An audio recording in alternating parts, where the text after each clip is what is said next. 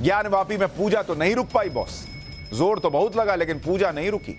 लेकिन वाराणसी बंद का ऐलान करके ताकत दिखाने की कोशिश जरूर की गई। पूजा रुकवाने के लिए मुस्लिम पक्ष दौड़ा दौड़ा हाईकोर्ट पहुंचा। मैंने आपको कल ही बताया था कि दौड़े दौड़े ये लोग पहले सुप्रीम कोर्ट गए थे रात ही में 3:30 बजे। तो सुप्रीम कोर्ट ने कहा कि जाओ पहले हाईकोर्ट जाओ, तो ये लोग हाईकोर्ट भी गए। मुस्लिम पक्ष के नेता एक मंच पर आ गए। कोर्ट के फैसले के खिलाफ कानूनी लड़ाई लड़ने से ज्यादा फोकस इस बात पर रहा कि कैसे यह माहौल बनाया जाए कि देश में मुसलमान खतरे में है और उसे इंसाफ नहीं मिल रहा। आप सोचिए, पूजा रोकने के लिए क्या खतरनाक एक्शन अब ये लोग उठा रहे हैं कि पूरे देश में यह फैला दो कि मुसलमान खतरे में है और उसको इंसाफ नहीं मिल रहा, अदालत से भी नहीं मिल रहा। ये लोग इस बात को समझने के लिए तैयार नहीं है कि ज्ञानवापी में जो भी हो रहा है वो कोर्ट के आदेश पर हो रहा है, और अगर इस फैसले से दिक्कत है तो कानूनी लड़ाई लड़िए। आपको किसने रोका है? लेकिन कानूनी लड़ाई पर फोकस करने की जगह न्यायपालिका पर ही सवाल उठाए जा रहे हैं। कहा जा रहा है कि अदालतें सबूत नहीं आस्था के आधार पर फैसले दे रही हैं। जो लोग ये बातें कर रहे हैं उन्हें हम आगे सुनाएंगे कि वो क्या क्या कह रहे हैं, लेकिन पहले ये देख लीजिए कि कैसे आज शक्ति प्रदर्शन भी हुआ है। ज्ञानवापी पर फैसले के खिलाफ मुस्लिम पक्ष और संगठनों ने आज अपनी ताकत दिखाई, और इसके लिए शुक्रवार यानी जुमे का दिन सोच समझ कर तय किया गया ऐसा लगता है। शुक्रवार को जुमे की नमाज होती है और इसी दिन बंद का ऐलान किया गया। बंद का असर मुस्लिम इलाकों में साफ तौर पर देखा गया। दूसरी तरफ ज्ञानवापी मस्जिद में आज नमाज पढ़ने वालों का हुजूम उमड़ पड़ा। क्या अपनी ताकत दिखाने के लिए बंद का ऐलान किया गया था ताकि ज्यादा से ज्यादा संख्या में मुसलमान ज्ञानवापी पहुंचे और नमाज पढ़ सकें? क्योंकि भाई कोई दुकान में रहेगा तो थोड़ी आ पाएगा। आम दिनों की तुलना में कहा जा रहा है कि आज ज्ञानवापी परिसर में 4 से 5 गुना ज्यादा नमाजियों की भीड़ पहुंची हुई, 4 से 5 गुना ज्यादा। और इसीलिए वहां चर्चा हो रही थी कि बॉस ये तो शक्ति प्रदर्शन टाइप लग रहा है। एक बार वाराणसी से हमारे सहयोगी की ग्राउंड रिपोर्ट देखिए कि आज क्या माहौल बन गया था वहां जुमे के दिन। जब जुमे की नमाज अदा की जा रही थी वाराणसी के ज्ञानवापी परिसर में, तो कहीं ना कहीं जो मुस्लिम पक्ष से जुड़े हुए जो लोग थे उन्होंने अपनी ताकत की नुमाइश करने की कोशिश की, और आम दिनों की अपेक्षा आज लगभग 4 से 5 गुना जो ज्यादा नमाजी थे वो आज यहाँ पर नमाज अदा करने के लिए पहुंचे थे। और आलम ये था कि वाराणसी की स्थानीय प्रशासन को बाकायदे जो मस्जिद का दरवाजा था उसे बंद कराना पड़ा, क्योंकि नमाजियों को अंदर बैठने की जगह नहीं थी। लिहाजा 1:30 बजते जो नमाजी थे उनको वापस लौटाना शुरू कर दिया गया। उनसे ये अपील की गई कि नहीं, आप ज्ञानवापी मस्जिद में न जाइए, बल्कि आप किसी दूसरे मस्जिद में जाइए और वहां पर नमाज अदा करिए। हालांकि जो मुस्लिम पक्ष है वो लगातार खासा नाराज दिख रहा है। उसके चेहरे पर गम और गुस्सा साफ तौर पे झलक रहा है, क्योंकि जिस तरीके से 1993 के बाद से जो व्यास जी का जो तहखाना है जहां पर पूजा पाठ होता आया था उसको एक बार फिर से खोलने की इजाजत दी गई है, उसके बाद से जो मुस्लिम पक्ष है वो नाराज दिख रहा है। यानी आप जैसा सुन रहे हैं कि ऐसा लगा कि सब दूसरी मस्जिदों को छोड़कर वहीं ज्ञानवापी पहुंच गए नमाज पढ़ने। शुक्रवार का दिन और बंद के ऐलान को देखते हुए पुलिस और प्रशासन मुस्तैद था कि योगी सरकार ने तो पहले ही कह रखा है बॉस कोर्ट का ऑर्डर है तो वही चलेगा, और योगी राज में कायदे कानून को फॉलो करवाने का तरीका सीएम योगी आदित्यनाथ को पता है। ज्ञानवापी परिसर और उसके आसपास के इलाकों में सुरक्षा व्यवस्था कड़ी कर दी गई थी। पूरे शहर में पुलिस गश्त लगा रही थी। जब ज्ञानवापी मस्जिद में नमाज पढ़ने वालों की भीड़ बढ़ने लगी तो पुलिस ने लोगों को मस्जिद के अंदर जाने से भी रोक दिया। पुलिस ने लोगों से कहा कि आसपास की दूसरी मस्जिदों में चले जाइए, वहां नमाज पढ़ लीजिए। सुनिए वहां क्या हुआ। नमाज के स्थान पे काफी लोग पहुंच चुके हैं, वहाँ भर गया, इसलिए इनको समझा के बताया जा रहा है कि अपने आसपास की मस्जिदों में नमाज। पुलिस की तरफ से क्या मैसेज दिया जाए? अरे मैडम, जो अकेले कर लेना, जो उनके मुफ्ती साहब का मैसेज है वही मैसेज है कि शांति व्यवस्था बरते, सहयोग करें और आसपास की मस्जिदों में नमाज पढ़ें। आप लोग भी अनाउंस कर, वही बात, उनकी बात ही हम लोग दोहरा रहे हैं। कोई इसमें नहीं, कोई ऐसी बात नहीं, लोग चले भी जा रहे हैं, आप देख रहे हैं, मान भी जा रहे हैं। यानी कानून का राज योगी राज में नजर आ रहा है। एक तरफ तो सड़क पर यह चल रहा है, दूसरी तरफ बिना तैयारी के अदालत भी चले जा रहे हैं ये लोग। ज्ञानवापी में पूजा को रुकवाने के लिए दौड़ा दौड़ा मुस्लिम पक्ष इलाहाबाद हाईकोर्ट पहुंचा। मुस्लिम पक्ष ने कोर्ट से तहखाने में पूजा पर रोक लगाने की मांग की कि जज साहब रोकिए, वहां पूजा कर रहे हैं ये लोग। हाईकोर्ट ने मुस्लिम पक्ष से कहा कि 17 जनवरी को जिला कोर्ट ने डीएम को रिसीवर नियुक्त किया था, तो जिला कोर्ट के उस आदेश को मुस्लिम पक्ष ने चुनौती क्यों नहीं दी? क्यों नहीं दी 17 को चुनौती? जब तक उस आदेश को चुनौती नहीं देंगे तब तक यह अपील कैसे सुनवाई योग्य होगी? मतलब कोई काम पूरा से किए नहीं लेकिन दौड़े दौड़े कोर्ट के पास चले गए। इसके बाद हाईकोर्ट ने मुस्लिम पक्ष से याचिका में संशोधन करने के लिए कहा। मुस्लिम पक्ष ने कहा कि उनकी टेंशन 7 घंटे में डीएम द्वारा पूजा की व्यवस्था को लेकर है, जबकि कोर्ट ने 7 दिन का समय दिया था। मुस्लिम पक्ष ने कहा कि वो संशोधित आवेदन पेश करेंगे, लेकिन तब तक पूजा के फैसले को रोक दीजिए सर, और वहां यथास्थिति बना दीजिए। हिंदू पक्ष के वकील विष्णु जैन ने कहा कि मुस्लिम पक्ष ने 17 जनवरी के आदेश को चुनौती नहीं दी है। हिंदू पक्ष ने कहा कि 31 जनवरी को वाराणसी जिला अदालत ने जो फैसला दिया वो सही फैसला है। दोनों पक्षों को सुनने के बाद हाईकोर्ट ने पूजा पर रोक लगाने से मना कर दिया। ज्ञानवापी तहखाने में पूजा होती रहेगी, यह कोर्ट ने कह दिया। मुस्लिम पक्ष के संशोधित आवेदन पर अब 6 फरवरी को फिर से सुनवाई होगी। यानी अपना होमवर्क किए नहीं, कुछ किए नहीं, दौड़े दौड़े पहुंच गए कि सर कोर्ट आप बस पूजा रुकवा दीजिए, और कहते हैं आस्था पर फैसला कोर्ट कर रहा है। अरे बॉस, आस्था तो आपकी ना जागी हुई है, और कह रहे हैं कि 7 दिन का वक्त कोर्ट ने दिया था। तो कोर्ट ने यह कहा था कि 7 दिन के पहले 7 घंटे में पूजा नहीं कराई जा सकती।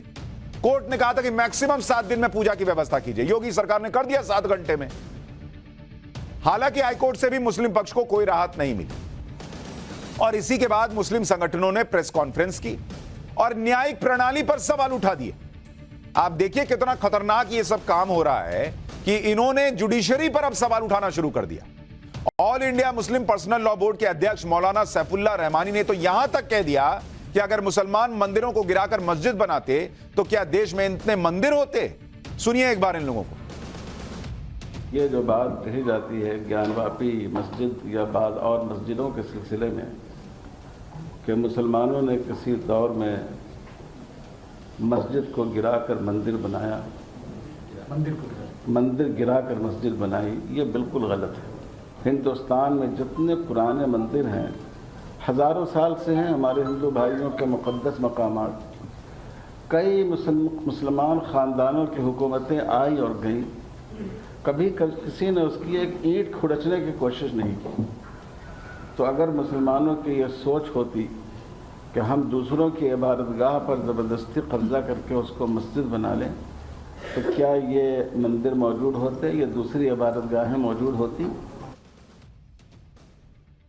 कोई इनसे पूछे कि क्या इनको इतना भी इतिहास नहीं पता कि जो आक्रांता आए, जो मुगल आए, वो क्या पूरे हिंदुस्तान पे राज कर रहे थे? क्या ये इस भ्रम में है कि वो पूरे हिंदुस्तान में राज कर रहे थे?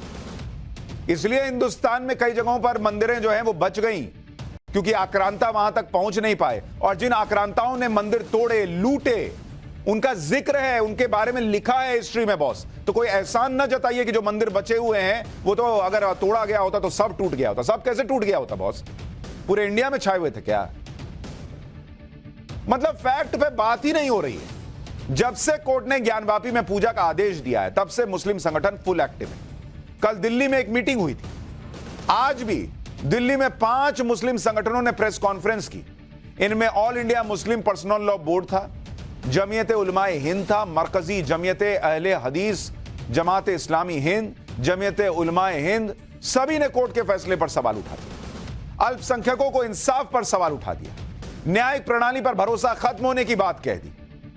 आप बताइए बॉस, कल तक यही लोग कहते थे कि नहीं नहीं कोर्ट में चलिए, कोर्ट से फैसला होगा, कोर्ट से फैसला होगा। आज जब कोर्ट ने सबूत देखकर फैसला दे दिया तो इनको कोर्ट पर भरोसा नहीं रह गया। इस प्रेस कॉन्फ्रेंस में असदुद्दीन ओवैसी को भी शामिल होना था, लेकिन वो इसमें शामिल नहीं हुए। प्रेस कॉन्फ्रेंस के दौरान ऐसी बातें कही गई जैसे देश में अल्पसंख्यकों को इंसाफ ही नहीं मिल रहा। All India Muslim personal law board के अध्यक्ष मौलाना सैफुल्लाह रहमानी ने कहा कि ज्ञानवापी मामले में जिस तरह से फैसला दिया गया, उससे अल्पसंख्यकों के भरोसे को चोट पहुंची है। चोट पहुंच गई बॉस। इतने साल से वहां पूजा होती रही, फिर 93 से बंद हो गई। हिंदुओं को तो चोट नहीं पहुंचती कभी, इन लोगों को लगता है। सुनिए एक बार क्या कह रहे हैं वो। भारत में 14% मुसलमान जो आबादी के लिहाज से 17 करोड़ आते हैं, वो आज पिछले 10 साल में नरेंद्र मोदी की सरकार में अपने आप को एक गैर यकीनी कैफियत में पाते हैं। अपने सोचते हैं कि हमारी शनाख्त को ख़तरा है, हमारे वजूद को ख़तरा है। और मैं बड़ी जिम्मेदारी के साथ कह रहा हूं कि जज्बात में लाए बगैर कह रहा हूं कि आज 17 करोड़ मुसलमान अपने आप को ऐसा समझते हैं कि जिस ज़माने में हिटलर के ज़माने में यहूदी अपने आप को समझते थे। हमारे सदर जमहूरिया ने कहा था कि 22 जनवरी एक तारीखी दिन है, बिल्कुल तारीखी दिन है। 22 जनवरी की बुनियाद 6 दिसंबर 92 को रखी गई। 22 जनवरी की बुनियाद 86 में ताले खोलकर रखी गई। 22 जनवरी की बुनियाद जीबी पंत ने रखी थी, इसीलिए तारीखी दिन है। इस मुल्क में चाहे कोई सेकुलर पार्टी का हो या जो भी हो, वाले सब सेकुलर है, बुरा मैं हूं, किसी में हिम्मत नहीं है कि 6 दिसंबर की बात की जाए। आज मुल्क के 17 करोड़ मुसलमान भारत के वजीर आजम पर एतमाद भरोसा नहीं करते, बिल्कुल नहीं करते, बता रहा हूं, खुल के कह रहा हूं कि कोर्ट ने इस वक्त जिस जल्दबाजी में फैसला किया और उसमें पूजा की इजाज़त दी, दूसरे फरीक को बहस का मौका भी नहीं दिया गया। ये बात बहुत ही, इसकी वजह से अदालतों और जो इंसाफ देने वाले इदारे हैं उनके भरोसे को चोट पहुंची। जो अक़लियतें हैं, माइनॉरिटीज़ हैं, वो महसूस कर रही हैं कि कहीं ऐसा तो नहीं है कि अदालतों ने अक्सरियत के लिए और अक़लियत के लिए अलग अलग पैमाने मुकर्रर कर लिए हैं। इनको लग रहा है जल्दबाजी में फैसला आ गया। 93 में पूजा बंद की, 2024 में जाके फैसला आ रहा है। सालों साल, महीनों महीनों केस चलता जाता है, एक तारीख दूसरी तारीख, सुप्रीम कोर्ट दौड़ के जाते हैं, हाई कोर्ट दौड़ के जाते हैं, और जब वहां पर इनके मन मुताबिक फैसला आ जाए तो ठीक, और सालों बाद जब न्याय मिल जाए हिंदू पक्ष को, अगर उसको लगता है तो कह रहे हैं कोर्ट जल्दबाजी में फैसला दे रहा है। अल्पसंख्यक और बहुसंख्यक के लिए कोर्ट के पैमाने अलग हो गए क्या? बॉस, जीवन भर अगर किसी को विक्टिम कार्ड खेलना है ना, तो जीवन भर वो दुखी रहेगा। कोर्ट में हिंदू पक्ष भी सबूत रख रहा है, आप भी सबूत रख रहे हैं। नहीं पसंद आ रहा फैसला, जो कहना कहिए, लेकिन कोर्ट पे तो कम से कम सवाल मत उठाइए। कुछ लोग कह रहे हैं एक तरफा फैसला। अरे बॉस, फैसला तो हमेशा एक तरफा ही होता है, दोनों तरफ का फैसला आता है क्या? कभी आपने सुना है कि इस आदमी को बाइज्जत बरी करते हैं, इसने चोरी नहीं की, लेकिन इसको 5 साल की सजा भी देते हैं क्योंकि इसने चोरी की है? अरे फैसला तो एक ही पक्ष में आएगा, या तो चोरी की नहीं की, या तो मुस्लिम पक्ष के पक्ष में फैसला आएगा मुस्लिम की तरफ, या हिंदू पक्ष की तरफ आएगा। एक तरफा फैसला तो हमेशा एक तरफा होगा। दो तरफा कैसे होता है भाई फैसला? उधर ओवैसी ने संसद में कहा कि पिछले 10 साल में देश का मुसलमान ऐसा महसूस कर रहा है जैसे हिटलर के दौर में यहूदी महसूस करते थे। दिल्ली में मुस्लिम संगठनों की जो प्रेस कॉन्फ्रेंस हुई, उसमें जमीयत उलमा हिंद के अध्यक्ष मौलाना महमूद मदनी ने ज्ञानवापी के तहखाने में पूजा का आदेश देने वाले जज अजय कृष्ण विश्वेश पर ही निशाना साध दिया। महमूद मदनी ने कहा कि जाते जाते जज साहब ये फैसला करके चले गए। सुनिए एक बार उनको। इंडिया का जुडिशियल सिस्टम, ये इसके ऊपर बहुत बड़ा क्वेश्चन मार्क आ गया है। जिस तरह वन साइडेड तरीके से एकतरफा तौर पर जाते जाते इसी से समझा जा सकता है फिर उनको इनामात भी मिल जाएंगे। डिस्ट्रिक्ट कोर्ट के जज साहब ने जाते जाते रिटायरमेंट से ठीक पहले आखिरी फैसला किया, इस तरह का फैसला दे दिया, और फिर ऊपर की अदालतें टेक्निकल रीज़न से उस फैसले को में दखल देने को तैयार नहीं है, तो एक पार्टी का तो पूरा हक मारा गया। कहाँ जाएंगे, किसके पास जाएंगे, कहाँ रोएंगे? सवाल इस बात का नहीं है कि कहां रोएंगे, सवाल इस बात का है कि जीवन भर काहे रोते रहेंगे? कभी फैक्ट पर बात क्यों नहीं करेंगे? कह रहे हैं जज साहब ने जाते जाते रिटायरमेंट से एक दिन, रिटायरमेंट के दिन फैसला दे दिया। तो रिटायरमेंट के दिन अगर फैसला देना आ रहा होगा तो क्या कहेंगे? नहीं नहीं बॉस, आज मैं रिटायर हो रहा हूं, मैं आज फैसला नहीं सुनाऊंगा, क्योंकि कोई मदनी साहब आकर मुझ पर सवाल खड़े कर देंगे। एक तरफा फैसले की बात कर रहे हैं। जो मैंने आपको कहा, फैसला तो हमेशा एक ही तरफ का होता, दोनों तरफ का फैसला कब से होने लगा? और इतना इन लोगों को मस्जिदों की चिंता है, मुसलमान क्यों नहीं पलट के पूछता बॉस? इतना छाती पीटे आप लोग बाबरी ढांचे को लेकर, वहां तो 5 एकड़ जमीन भी मिल गई, उस 5 एकड़ जमीन पे मस्जिद क्यों नहीं खड़ी हुई बॉस?